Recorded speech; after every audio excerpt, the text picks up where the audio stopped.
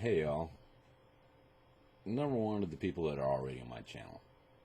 I'm sorry, I haven't been uploading videos like I normally would. I'm still trying to figure out where my life is going. And I thought I could get back into the videos, and I thought I was, but I don't know. I just lose interest.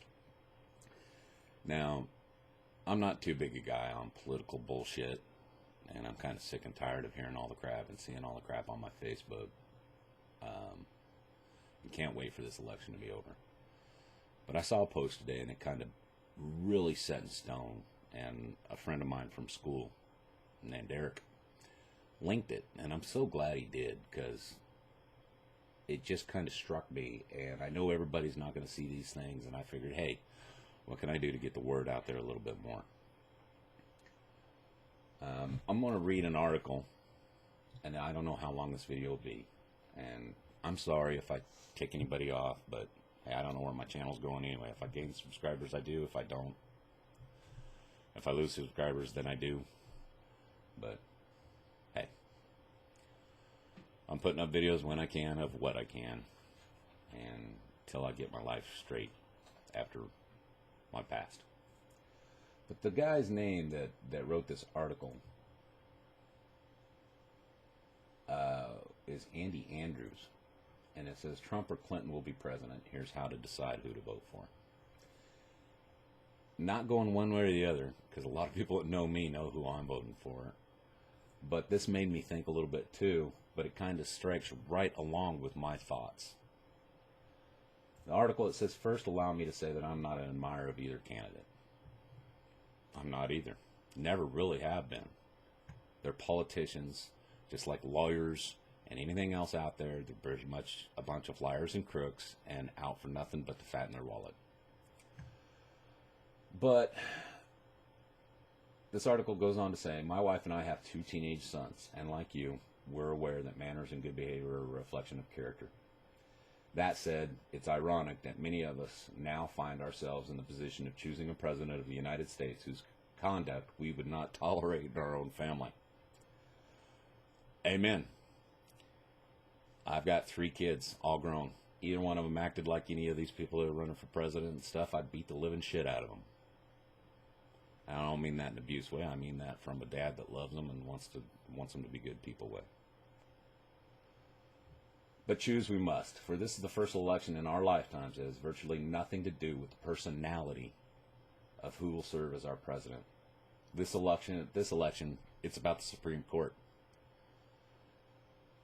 This time, forget everything else. Forget crimes that may have been committed, and probably were. Forget any alleged sexual assault, which is coming out now. A couple of them have been paid for. Forget the possibility of treasonous acts, adultery, fraud, vindictiveness, and mean or childish behavior. Think only of the Supreme Court. For the first time in your life, you really are about to determine what this country will be like for the rest of your life, your kids' lives, and their kids' lives. I added to that a little bit. Well, this is true also for the lives of your children and your children's children, is what he said.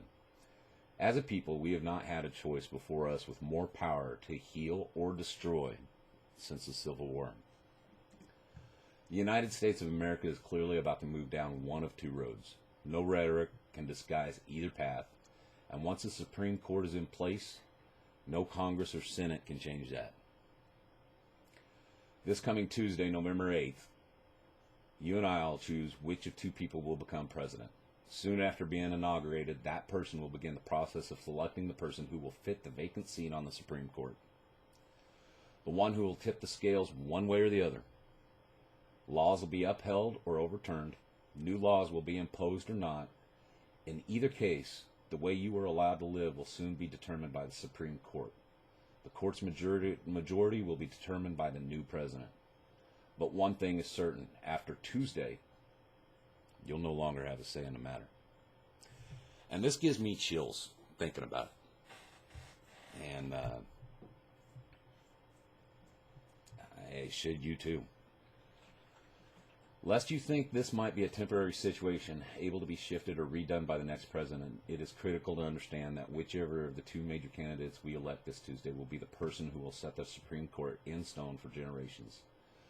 The person we elect this Tuesday will not be making one Supreme Court appointment, but perhaps as many as 4.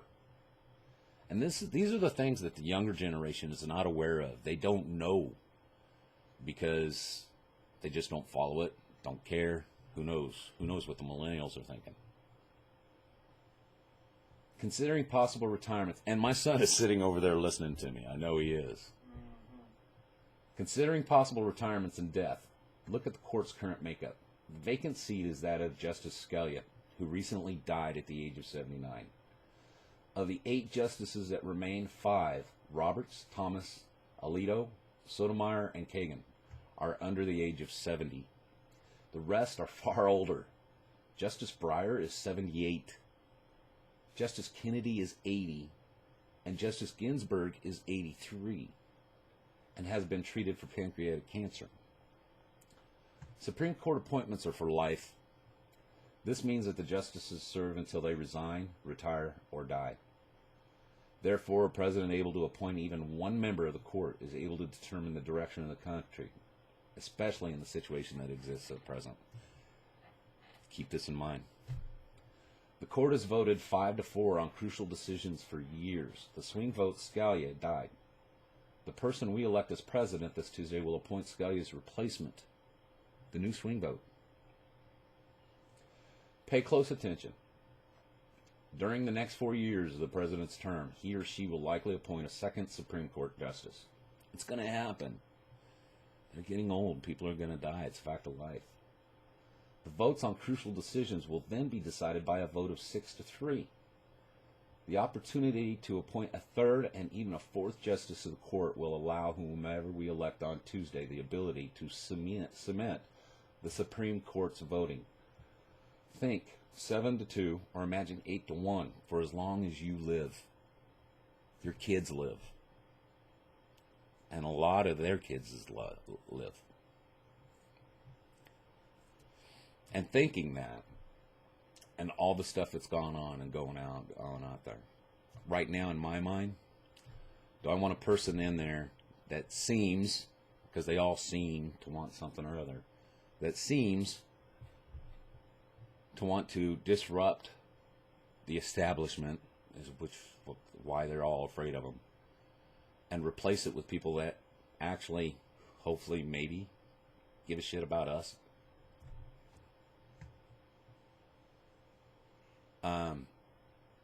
And get people in there that care about the Constitution and our rights and what this country was supposed to be? Or do we want someone in there that says she cares, but there's been so much scandal around her and her family about crimes, possible crimes, money laundering, I don't know. I don't even know how to put it. I don't know what to believe and what not to believe that's out there. But with everything that's been out there, do you even want to take that chance and that possibility? Because if she gets in and she appoints the wrong justices, we're definitely screwed. If it was just up to who the president was, Trump or Clinton, who knows? We might be able to make it through. But it's not just about Trump or Clinton. It's about the Supreme Court. And you need to think about that. And there's going to be some points here that I'm going to read. And please, bring the comments on. Go ahead. I'll probably answer some of them. I probably will just ignore a lot of them. There's going to be a lot of hate, and there's not. This is just my opinion. We live in America, and this is the right to our opinion. I don't study politics. I don't do drama. I don't do debate. You know, I'm blunt, honest, and say what's on my mind, and a lot of times that gets me in trouble. And then I have to try to figure out how to get out of it, or just cowboy up, cupcake, and deal with it. But, so it all comes down to this. First, be aware that there is no possibility of a third party winning this election. None. Therefore, a vote for a third party candidate is a wasted vote. But am I voting my conscience? I'm voting my conscience, you say. Fine. Just remember that it'll be your body, not your conscience. Set up alarm. Your body and not your conscience. Where was I at? I lost my place. Oh, and your children who will live in the world our Supreme Court is about to create forever. So, yeah. Vote your conscience. What's that going to get you, your kids, and their kids? Do you want to say in what that world will be like? I'm sorry, but there's only two choices. Trump or Clinton. Yes, I understand. And I agree with this wholeheartedly. You're furious at being put in a position to have to choose between the lesser of two evils. I do understand. I did it. Yes. I don't know if I'm Democrat. I know I'm not Democrat. I don't know if I'm Republican. I don't know what I am. I know I believe in doing the right thing. Taking the higher road. Treating people and doing the things that I would like to be treated. And I would like to have people do for me. So I don't know where that stands in the parties. But I voted for Obama the very first time he ran. God, that was the first time I voted in my life. And I'm so sorry that I did.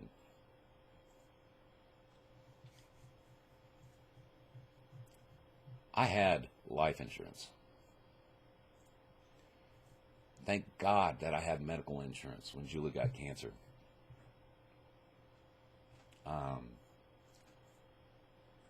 Now that I'm not working and I moved down here to Georgia, I don't have any insurance. Am I going to go out and get it? No, not right now. And then I'm just going to cross my fingers and hope and pray that something doesn't happen. Am I going to go to the doctor and say, I don't have insurance, help me? No. I'll start selling my vehicles and my guns and do whatever I need to do to be able to pay those bills. I'm not going to look for the free way out or the easy way out. I'll deal with it. I'll man up. But I'm not going to be forced to buy something. We don't live in that country. It's gotten me in trouble with jobs in the past. If you're going to force me to wear a uniform, I'll wear a uniform, glad. You're going to make me buy it and pay for it? No, that ain't going to happen.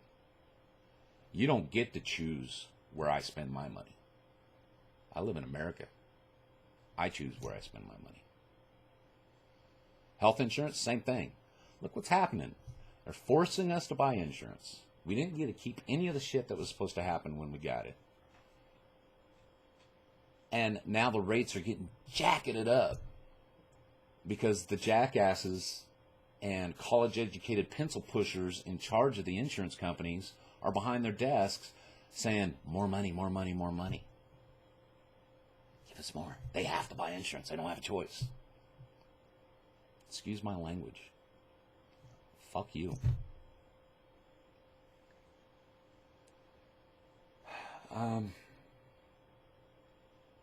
Where was I? It's time to put away our self-righteousness. It's time to wake up and understand that we have no ability, zero, to make either candidate feel our contempt with our vote. They're not going to listen to us. Even if we did, they would not care. One of these two people will be the next president. Nothing we can do about it. Neither you nor I will change the fact by voting for someone else or by voting at all. Not voting by not voting at all. The only way that you can possibly vote this time and have it matter is to vote for the American which you wish to live. The America will be defined by the Supreme Court justices chosen by one of the two major candidates. For once in our lives, whatever president we have to watch on television for the next 4 years doesn't matter. We have all suffered through 4 or 8 years of one presidential face or another, and this time we'll do it again. That face will not matter. In the long run, that person's name will not matter. Only the justices that person chooses for the Supreme Court matters. Remember that whoever the President of the United States is, whoever the President might ever be, despite the amount of television time they get, no matter the round of office, and forget the cool plane, that person's actual power, his or her ability to truly affect your day-to-day life is extremely limited. Congress, Senate, the will of the people, the approval of the media, all are very real factors that they prey upon a president's ability to do as he or she wishes. The Supreme Court, on the other hand, is under no such constraints. Once appointed, there is virtually no oversight or even influence that can be brought to bear. The media, polls, voters, there's no quarterly review, no coming election. A Supreme Court justice is appointed for life. His or her word is, quite literally, the law. These are the big laws, the ones that determine your daily life. And the only chance you have to shape those laws is by electing the person who chooses the members of the court. So hold your nose if you wish. There's only two choices. Here's how you decide who to vote for. Both major candidates have announced exactly the kind of justices they'll choose for the Supreme Court if elected. And I think that's probably the one thing that comes out of all politicians or wannabe politicians' lying, crooked mouths that we could probably believe. One candidate has even listed the names of the judges from which the choice will be made. Your choice will be plain to see and easy to make. Again, your choice is not about a person. In the most literal sense, your choice is about the America in which you wish to live. Knowing there are many issues that will be determined by the Supreme Court, let's quickly examine only a few from here.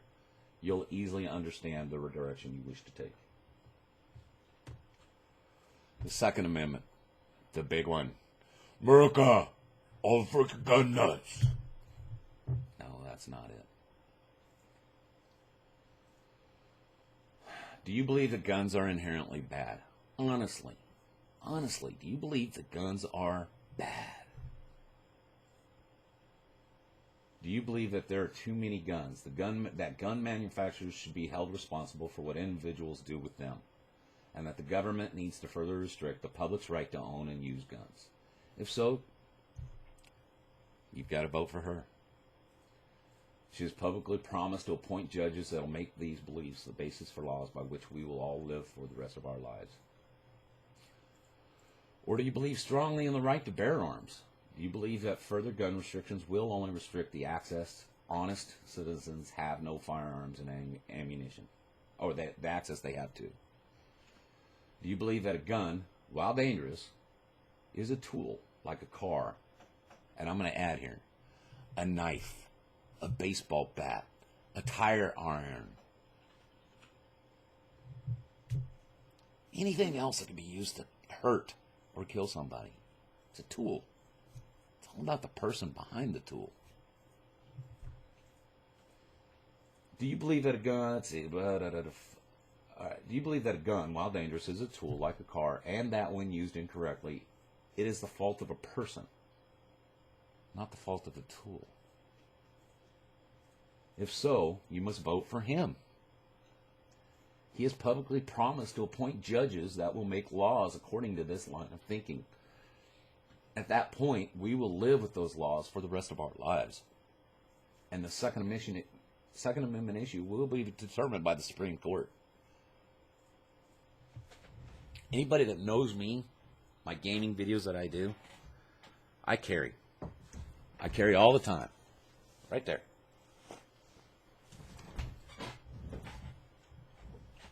Am I a bad person because I carry that?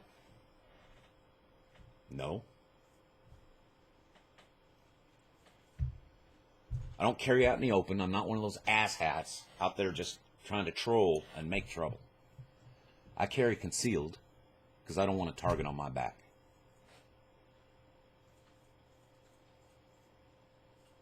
And I'll be the first one to step up at the gas station, the grocery store, the marathon that somebody's running, out of school, if I was able to carry out of school,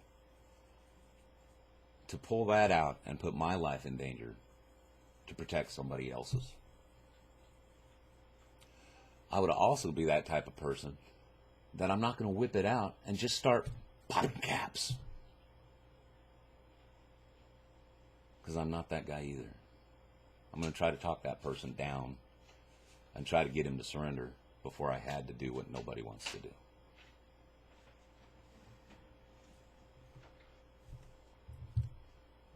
I own a gun. I carry a gun everywhere. I own a 7mm for hunting. I own a pocket Derringer. I own an AR style. I own a Colt M4. 5.56. It's semi-automatic, and I want to hunt hogs. And if I have a hog charging me, I want to unload 30 rounds into his ass. That's it. That's what I own it for. I own a 22 because I like target shooting. I grew up with a 22. They're fine. That's it. Do I need 50 to 100 guns? No. And believe it or not, all of us gun nuts are not like that. No, we're not. I don't need 100 guns. Don't. They're tools. I use them for the purpose. Big game hunting, small game hunting, self-defense, defense of others. I was a security guard, a bodyguard, a private investigator. I did private security. I was in the military. And before I moved back to Wyoming, I left Birmingham, Alabama, moved back to Kansas, that was. I was going to be on the police force. But I had moved. I didn't have money to get back, otherwise I'd be back there. Am I a wannabe cop? Law enforcement officer? No. I'm a person that knows that I can make a difference if I need to. Probably easy to tell who I'm voting for. Abortion. Do you believe that the fetus inside a pregnant woman is a tissue mass and that a woman should be able to rid her body of that tissue mass at any time during the 9 months prior to that tissue mass being born? Do you believe that that tissue mass only becomes a human being once it's outside the woman's body? Do you believe that your tax dollars should be used to allow anyone who chooses, for whatever reason, to rid their body of that tissue mass? Do you believe that counseling centers funded by churches set up for the purpose of encouraging adoption should be forced by law to offer abortion counseling as an alternative? If so, you must vote for her. She has publicly promised to appoint judges that will enforce these beliefs into laws by which you and I must live for the rest of our lives. Or do you believe that the baby inside a mother is a human being? Do you believe that life has a purpose and that from the moment of conception, each and every child is unique and valuable? There's extremes to everything on one way or the other. I've got 3 kids. My 2 older ones I didn't really get to grow up with because of divorces and situations. My one sitting right over there, he's my best friend.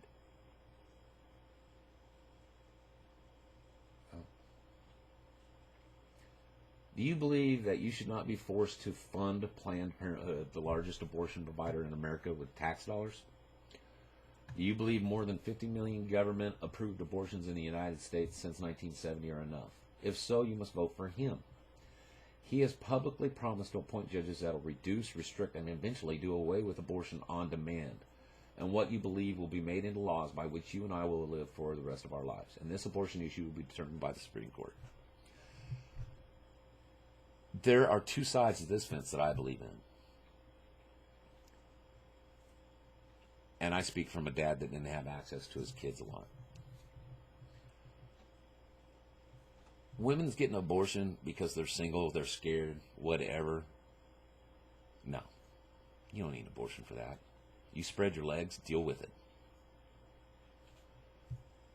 That dad might want it. Your parents might want it.